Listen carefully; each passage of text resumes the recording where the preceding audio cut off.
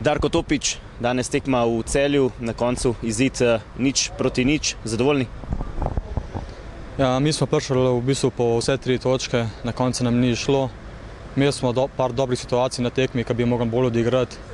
Tudi ene priložnosti smo imeli, ki jih nismo izkoristili, tako da na koncu se vračamo s piko in moramo biti to piko zadovoljni. Po 3 tekmah, po slabem prejšnjem tednu, zdaj ta točka verjetno kar veliko pomeni vaši ekipi. Ja, za dvig samozavesti nam veliko pomeni tudi ta točka, glede na to, da smo doživeli katastrofalen poraz v Dravinji.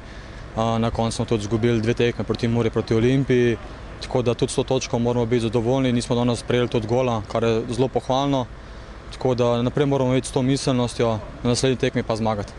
Naslednja tekma prihaja Aluminij, ki je danes premagal Triglav in vas nekako ujel na lestvici. Ja, na to se več ne smemo ozirati. Treba bo doma točke nabirati, ker smo jih v bistvu zelo malo nabrali, tako da v nedeljo treba zmagati. Najlepša hvala, srečno. Hvala.